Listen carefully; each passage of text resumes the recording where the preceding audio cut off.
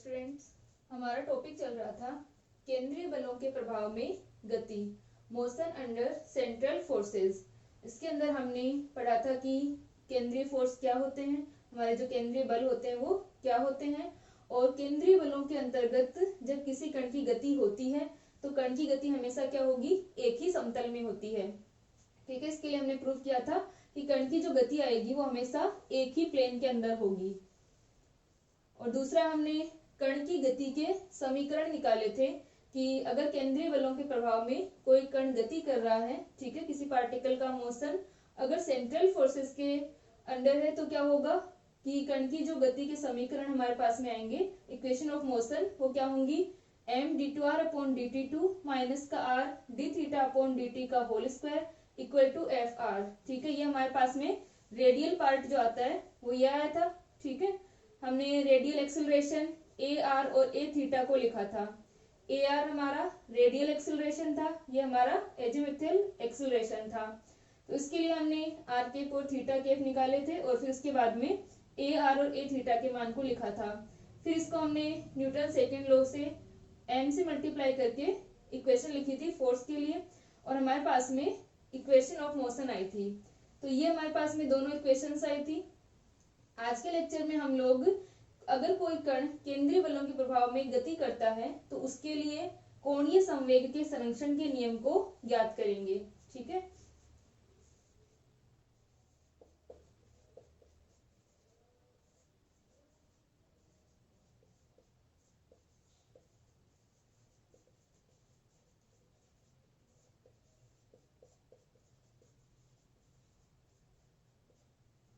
ठीक है कि यहाँ पर क्या रहेगा कि अगर पार्टिकल सेंट्रल फोर्सेस के अंतर्गत गति कर रहा है तो क्या होगा, उसका जो एंगुलर मोमेंटम है वो क्या रहेगा, कंजर्व रहेगा।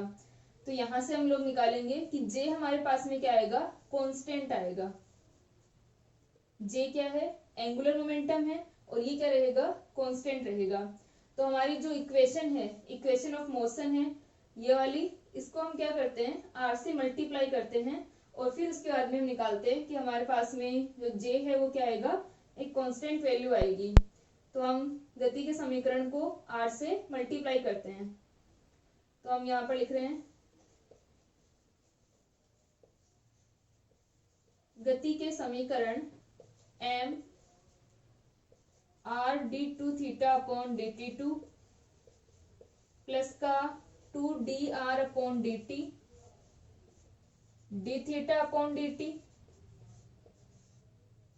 इसको हम लोग r से मल्टीप्लाई करें तो क्या आ जाएगा, को r से गुणा करने पर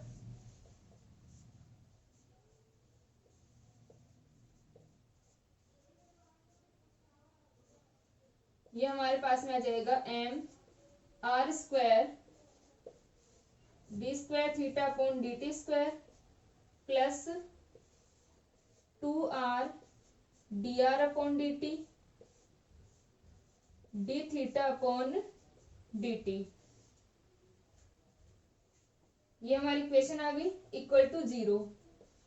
ये जो हमारी सेकंड इक्वेशन थी, इक्वेशन ऑफ मोशन, इसके अंदर जो फर्स्ट वाले हमारे पास में इक्वेशन है वहां पर रेडियल पार्ट के अंदर इक्वल टू एफ आर आया था, क्योंकि जो हमारे सेंट्रल फोर्सेस होते हैं उनकी डायरेक्शन क्या होगी, आर केप के अलोंग होगी, या तो प्लस आर केप या माइनस आर केप। तो यहाँ पर हमें, और इनका जो मैग्नीट्यूड होता है वो आर पर डिपेंडेंट होता है, इसलिए हमारे पास में रेडियल पार्ट के इक्वल में एफ आर आया था, और थीटा वाला जो हमारा पार्ट था उसके इक्वल में 0 आता है। तो यहाँ से हम लोग देख सकते हैं कि इस इक्वेशन के इक्वल में क्या रहेगा, 0 रहेगा। अब ये जो हमारी ब्रैकेट वाली वैल्यू है R square D two theta upon D T two plus का 2r dr upon dt d theta upon dt, इसे हम लिख सकते हैं d upon dt M R square d theta upon dt, क्योंकि यहां से अगर हम इसको डिफरेंशिएट करेंगे d अपॉन dt के रिस्पेक्ट में, यहाँ पर हम इसका वैल्यू निकालें तो क्या आएगा, पहले हम लोग आर स्क्वायर वैसे कैसे रहने दें, M R square D square theta upon D T square plus R का किया तो 2mr D theta upon D T और dr अपॉन डी टी, यानी जो हमारे पास में ब्रैकेट वाली क्वांटिटी है इसकी जगह हम क्या लिख सकते हैं, M R square D theta upon D T लिख सकते हैं। और अगर हमारे पास में टाइम के रिस्पेक्ट में डेरिवेटिव इक्वल टू 0 आता है, इसका मतलब क्या होगा, ये जो हमारी ब्रैकेट वाली वैल्यू है वो कांस्टेंट है, ठीक है, नियतांक होगी, ये कांस्टेंट होगी। और ये हमारा क्या है, एंगुलर मोमेंटम है, जे की वैल्यू है M R square D theta upon D T. क्योंकि घूर्णन गति के अंदर, रोटेशनल मोशन के अंदर जे इक्वल टू क्या होता है, आई ओमेगा होता है। हम लोगों ने प्रीवियस जो हमारे लेक्चर्स थे यूनिट सेकंड जब हम पढ़ रहे थे, वहां पर हमने रोटेशनल मोशन को पढ़ा था, घूर्णन गति को पढ़ा था। तो वहां पर जब हमने जे का मान निकाला था, एंगुलर मोमेंटम, तो जे इक्वल टू क्या होता है, आई ओमेगा होता है, जहां पर आई क्या है, मोमेंट ऑफ इनर्शिया है,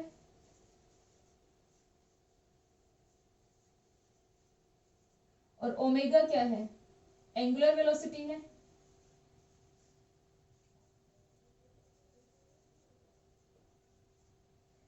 तो यहां से अपने पास में ओमेगा और आई का अगर हम मान रखें, तो ओमेगा का मान क्या होता है, एंगुलर वेलोसिटी, जैसे कि हमारी रेडियल वेलोसिटी v जो होती है, v का मान क्या होता है, dr अपॉन dt होता है।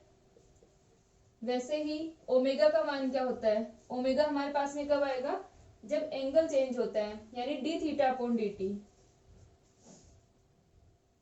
तो omega equal to D theta upon D T, तो हम लोग मान रख दें यहाँ पर। और आई जो होता है मोमेंट ऑफ इनर्शिया, वो कितना होता है, एम आर स्क्वायर होता है। तो जे का मान क्या हो जाएगा, M R square D theta upon D T, यानी रोटेशनल मोशन के अंदर जो हमारा एंगुलर मोमेंटम आता है वो J equal to M R square D theta upon D T आता है।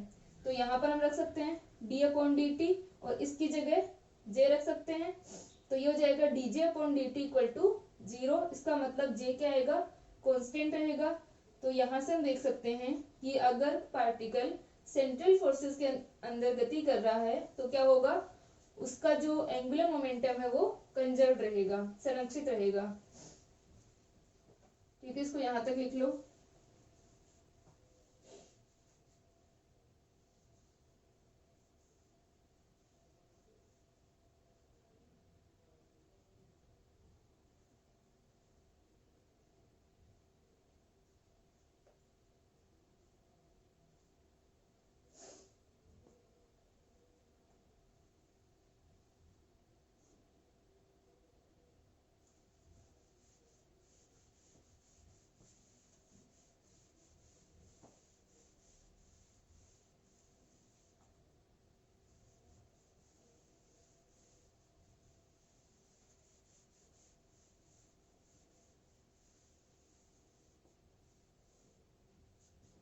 यहाँ से हम देख सकते हैं कि चूंकि J equal to M R square D theta upon D T, तो क्या हो जाएगा, अतः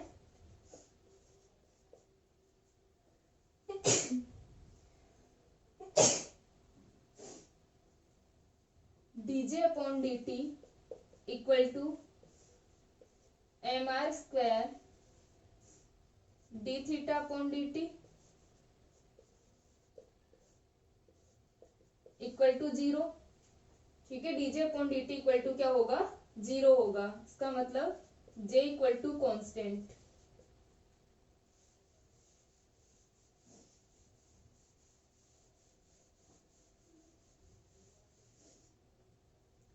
तो हम लिख सकते हैं अतः केंद्रीय बल के प्रभाव में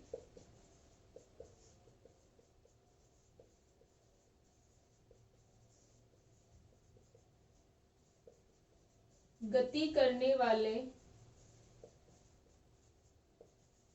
कण का कोणीय संवेग, एंगुलर मोमेंटम,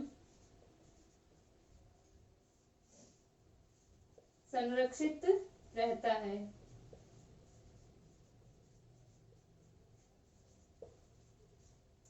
ठीक है, क्या रहेगा, एंगुलर मोमेंटम जो है वो कंजर्व रहेगा, जे इक्वल टू कांस्टेंट होगा।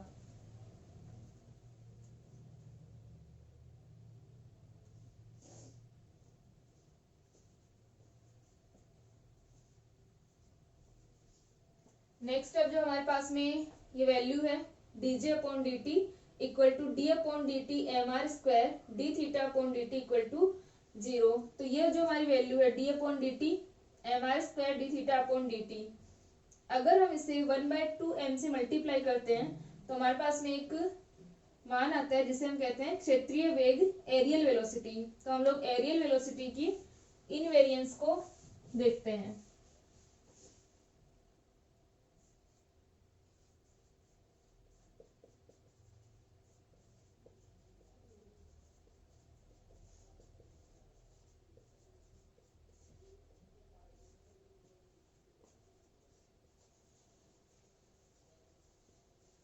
Invariance of areal velocity.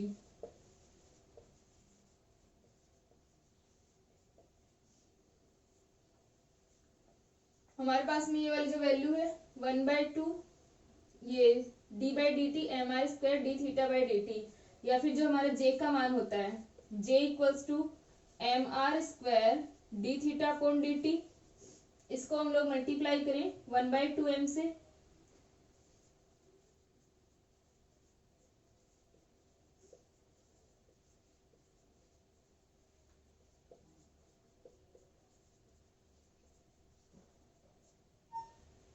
हम लोग ये जो निकाल रहे हैं यहाँ पर कि क्षेत्रीय वेग की निश्चलता, इनवेरियंस ऑफ एरियल वेलोसिटी, हमने एंगुलर मोमेंटम के कंजर्वेशन को निकाला और कण की गति के समीकरण को निकाला था। ठीक है, ये सारी चीजें हम लोग पढ़ रहे हैं कि अगर पार्टिकल का जो मोशन है वो सेंट्रल फोर्सेस के अंदर होगा तो किस प्रकार उसकी जो भी विशेषताएं होंगी गति की उसकी, वो सारे हम यहाँ पर देख रहे हैं। ठीक है, तो यहाँ से हम लोग निकालते हैं कि उसका जो क्षेत्रीय वेग होगा, एरियल वेलोसिटी जो होगी वो निश्चय रहती है, इनवेरिएंट रहती है। ठीक है, यहाँ पर क्षेत्रीय वेग के बारे में हम लोग जब केपलर्स लॉ पढ़ेंगे तब हम इसके बारे में डिटेल में पढ़ेंगे। तो यहाँ से j equal to M R square D theta upon D T, इसको मल्टीप्लाई कर रहे हैं 1/2m से और साथ में हम इसको टाइम के रिस्पेक्ट में डिफरेंशिएट करेंगे। ठीक है,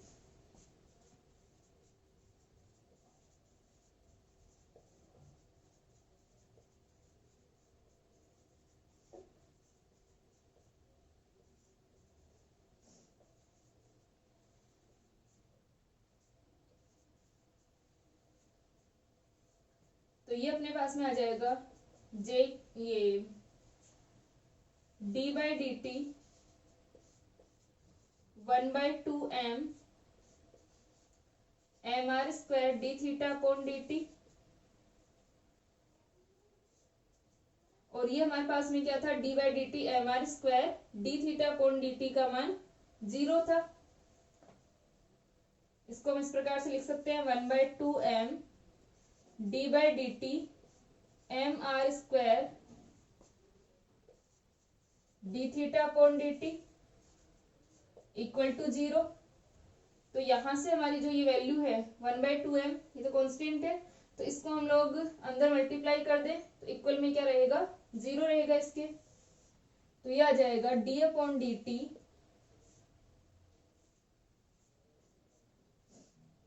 1/2m हमने किया तो 1/2m से m cancel, R square D theta upon D T equal to 0, और इसे एरियल वेलोसिटी कहते हैं, क्षेत्रीय वेग कहते हैं, d upon D T equal to 0।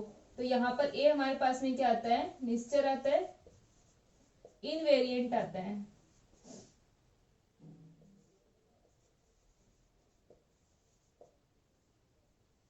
ठीक है, a हमारे पास में यहाँ पर कांस्टेंट रहेगा। तो dA by D T equal to 0, ये हमारे पास में जो वैल्यू है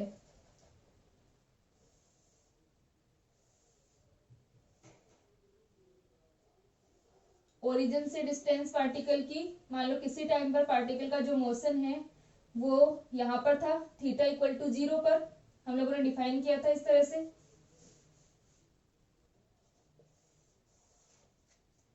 ये हमारे पास में एक्स एक्सिस और वाई एक्सिस थी, और पार्टिकल के जो पोलर कोऑर्डिनेट्स थे वो हमारे क्या थे, थीटा और आर थे।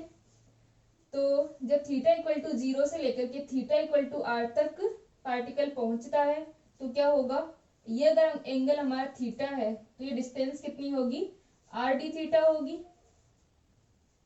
तो यहाँ पर इतनी दूरी जब वो तय करता है तो यहाँ पर जो इसका वेग होगा, ये जो एरिया ये स्वेप्ट करता है, वो यहाँ से अपने पास में प्रति एकांक समय अगर हम निकालें, पर यूनिट टाइम अगर हम इसको निकालेंगे तो वो क्या कहलाता है, एरियल वेलोसिटी कहलाता है। ठीक है, यानी पर यूनिट टाइम के अंदर ये जितना एरिया कवर करेगा वो हमारा क्या कहलाएगी, एरियल वेलोसिटी कहलाती है। ये वाला जो एरिया स्वेप्ट एरिया है अपना। ठीक है, तो यहाँ से हम लोग देख सकते हैं कि इसका मान कितना हो जाएगा, 1/2 आर स्क्वायर डी थीटा होगा। और अगर हम इसको पर यूनिट टाइम निकाल रहे हैं तो ये हमारा D theta by D T आ जाएगा। और इसको हम लोग एरियल वेलोसिटी कहते हैं, क्षेत्रीय वेग कहते हैं। और ये वैल्यू क्या रहती है, ए इक्वल्स टू कॉन्स्टेंट आ जाएगा हमारे पास में, इनवेरिएंट आती है, निश्चय रहता है।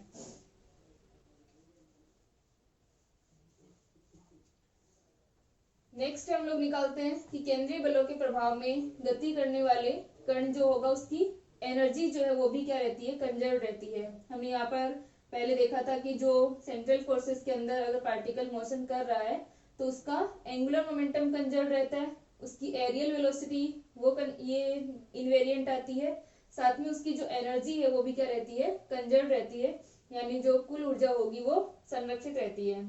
ठीक है, इसको लिख लो, फिर हम एनर्जी कंजर्वेशन को निकालते हैं।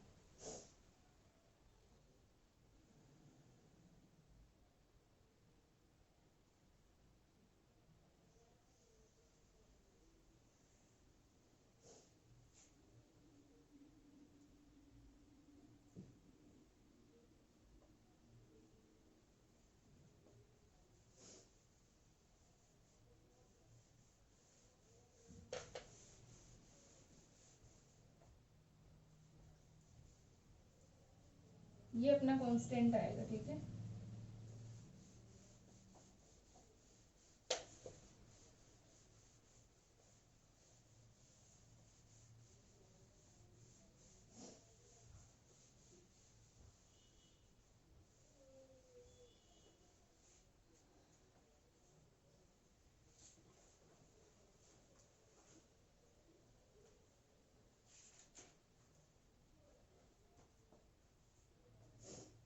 अब हमारा नेक्स्ट है एनर्जी कंजर्वेशन, ऊर्जा संरक्षण।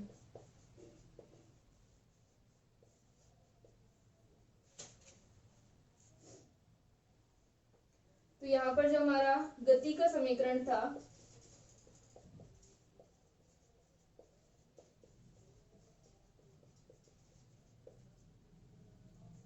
md2r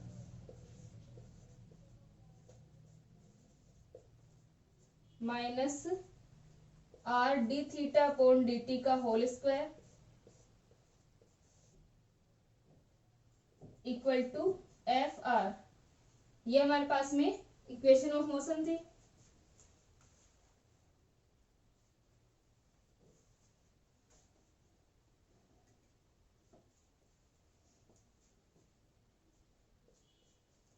तो ये जो हमारी इक्वेशन है, M D two R upon D T two minus का R D theta upon D T का whole square equal to F R. तो यहाँ पर जो हमारा फोर्स है एफ आर, अगर इस फोर्स के इक्वल में हम लोग रखते हैं माइनस का D U upon D are, यानी अगर फोर्स जो है वो पोटेंशियल एनर्जी जो होगी उसके ग्रेडियंट के इक्वल होगा, तो ऐसे फोर्सेस क्या कहलाते हैं, कंजर्वेटिव फोर्सेस होते हैं, संरक्षी बल होते हैं। ठीक है, जब हमने कंजर्वेटिव फोर्सेस को पढ़ा था तो वहां पर कंजर्वेटिव फोर्सेस की जो प्रॉपर्टी होती है वो क्या होगी कि कंजर्वेटिव फोर्सेस जो होते हैं पोटेंशियल एनर्जी के ग्रेडियंट के नेगेटिव ग्रेडियंट के इक्वल होते हैं।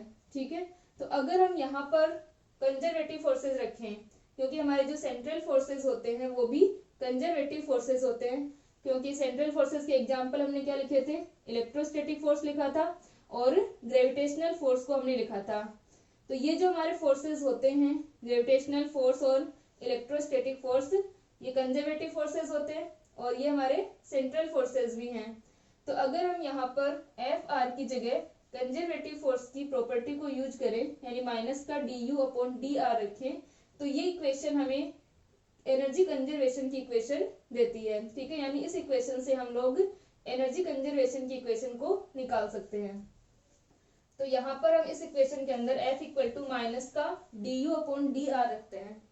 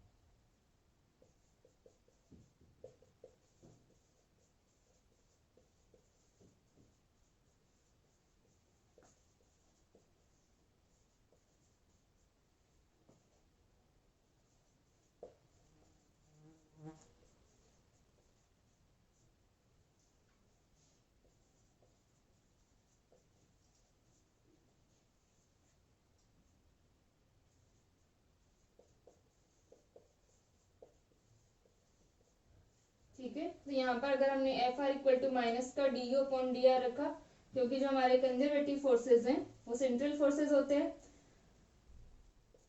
तो यहाँ से अपने पास में आ जाएगा M D two R upon D T two minus R D theta upon D T का whole square equal to minus का D U upon D R.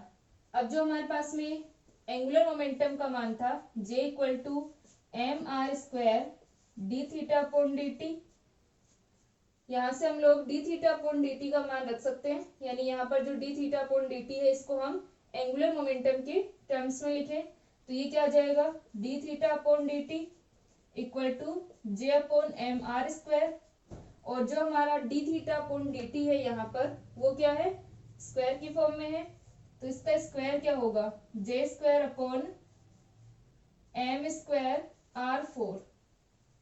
तो J square upon M square R four यहाँ पर हम रख सकते हैं, तो ये बन जाएगा M D two R upon D T two minus का R D theta upon D T की स्क्वायर की जगह J square upon M square R four, और एक एम अपना बाहर है ये भी मल्टीप्लाई होगा, तो हम इसे एम आर फोर लिख सकते हैं इक्वल टू माइनस का D U upon D R. यहाँ से अपने पास में आ गया M D two R upon D T two minus का R J square upon M R four equal to minus का D U upon D R. इसको हम इस साइड ले जाएं तो M D two R upon D T two equal to minus का D U upon D are plus यहाँ पर R4 है और अपने पास में न्यूमरेटर के अंदर R है, तो ये कितना बच जाएगा, R cube J square upon M R cube. अब इस पूरी इक्वेशन को हम लोग क्या करें, dr बाई डी टी से मल्टीप्लाई करें। अगर हम इसे dr अपॉन डी टी से मल्टीप्लाई करते हैं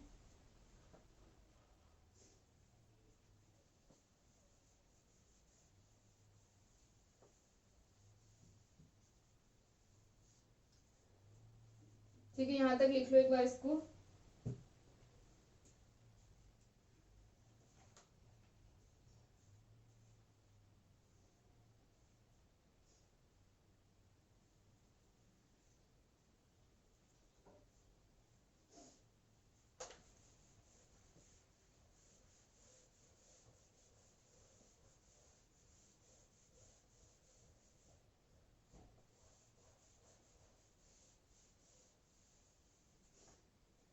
तो हमारे पास में इक्वेशन है M D two R upon D T two equal to minus का D U upon D R और प्लस का J square upon M R cube.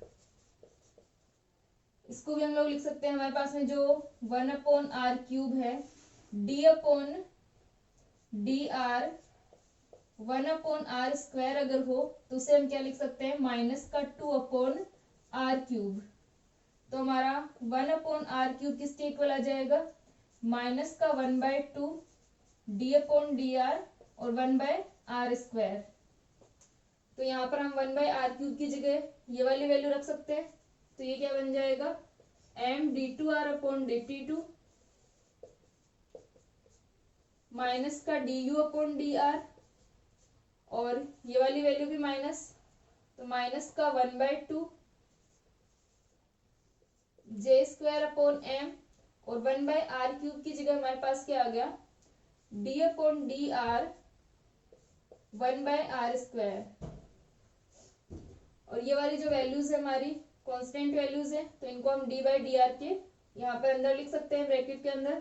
तो यह आ जाएगा M D two R upon D T two equal to minus का D U upon D R minus का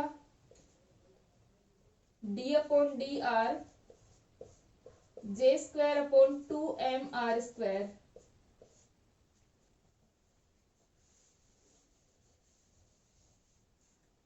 अब यहां से हम d बाई डी आर को बाहर ले लेते हैं, तो ये m D two R upon D T two और माइनस का d अपॉन डी आर, तो ब्रैकेट में हमारे पास में बच गया u plus J square upon 2mr²।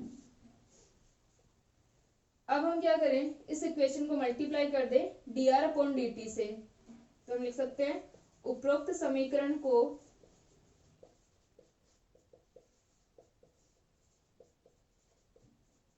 दोनों तरफ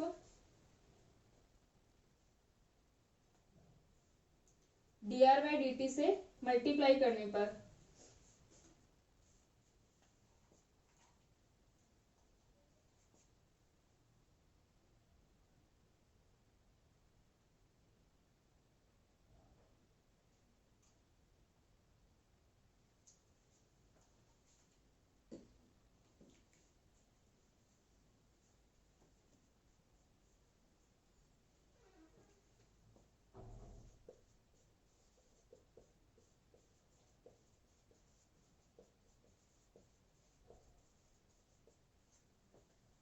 तो ये हमारे पास आ जाएगा M D R upon D T D two R upon D T two minus का D upon D R upon D T और D upon D R U plus J square upon 2mr²।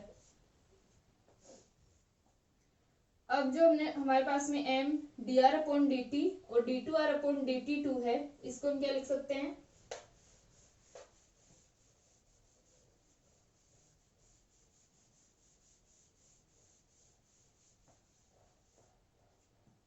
जो हमारा M D R upon D T और D square R upon D T square है, इसकी जगह हम लिख सकते हैं D upon D T 1/2 D R upon D T का होल स्क्वायर। क्योंकि अगर हम इसको डिफरेंशिएट करें तो क्या आएगा, m और m/2 ऐसे कैसे, ये कांस्टेंट वैल्यू है। dr बाई डी टी का अगर हम डिफरेंशिएशन करें तो 2dr अपॉन डी टी और साथ में d2r upon D T 2।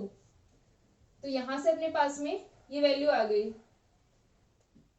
Square है इसका किया तो 2dr अपॉन डी टी और dr अपॉन डी टी का टाइम के रिस्पेक्ट में होगा तो d2r अपॉन डी टी 2, यानी हम इसको इस प्रकार से लिख सकते हैं, 2 से 2 कैंसिल हो जाएगा तो ये हमारी वैल्यू आ जाएगी। तो इसकी जगह हम ये पुट कर देते हैं,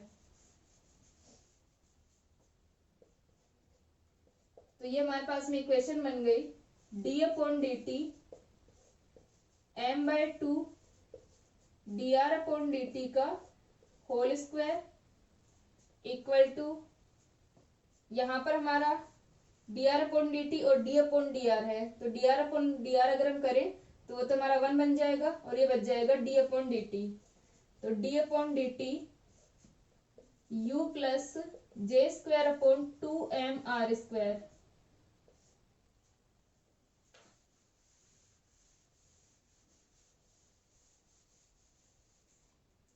और इसको पूरी इक्वेशन को एक साथ हम लिख सकते हैं d अपॉन डी टी, इसको भी इधर ले लेंगे, ये माइनस में है तो प्लस हो जाएगा m/2 dr by D T का whole square plus u plus J square upon 2mr²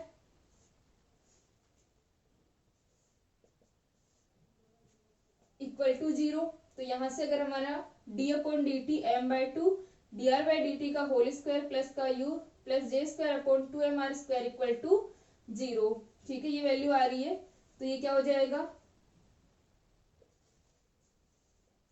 m by two 1/2m D R by D T का होल स्क्वायर प्लस का u प्लस का J square upon 2mr square equal to constant. ये value क्या रहेगी, constant रहेगी, और इसे हम कांस्टेंट E बोलते हैं, जो कि किसको रिप्रेजेंट कर रहा है, एनर्जी को।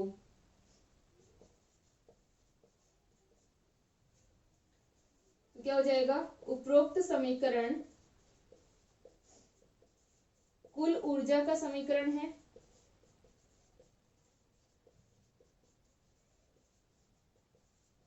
जहां,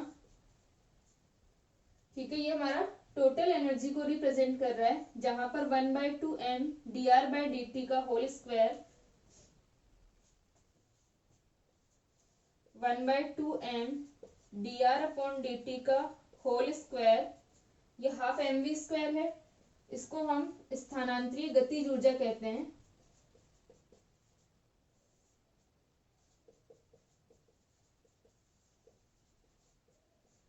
ट्रांसलेशनल काइनेटिक एनर्जी।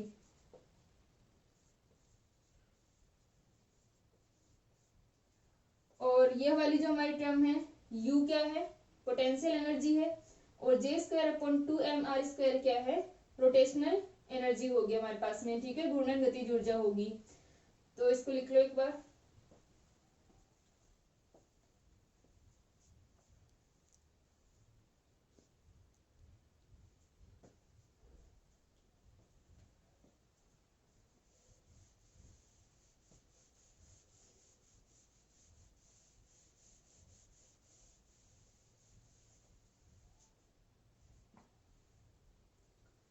ये काइनेटिक एनर्जी आ गई अपने पास में, और U क्या है, पोटेंशियल एनर्जी है।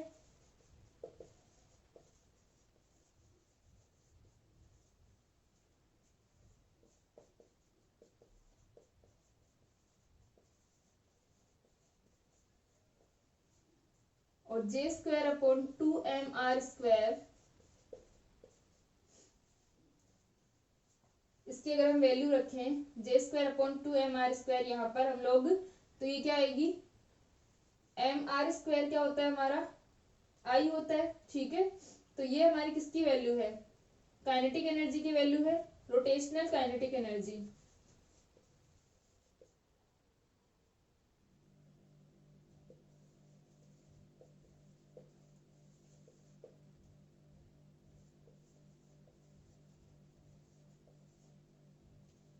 घूर्णन गतिज ऊर्जा, J इक्वल टू क्या होता है अपना, I ओमेगा होता है।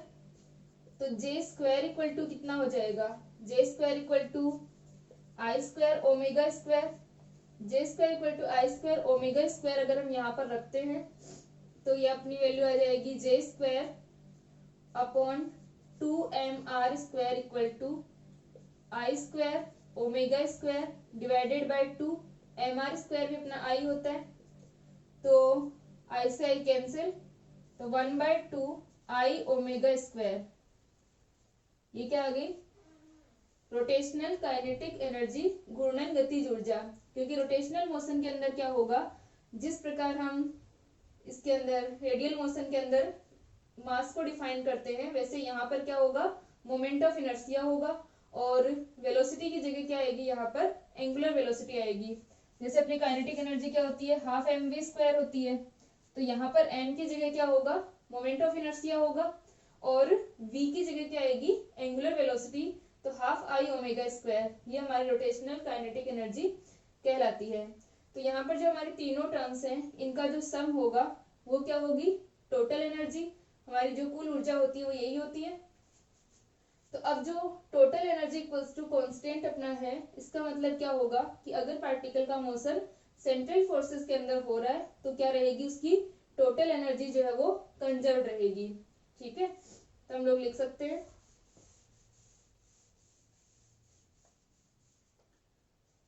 अतः केंद्रीय बल के प्रभाव के अंतर्गत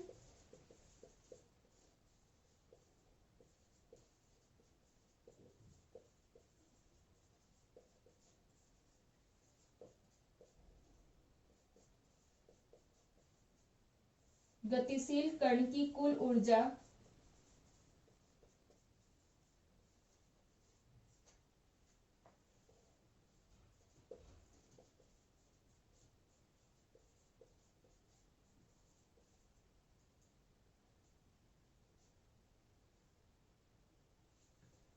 कंजर्व रहती है।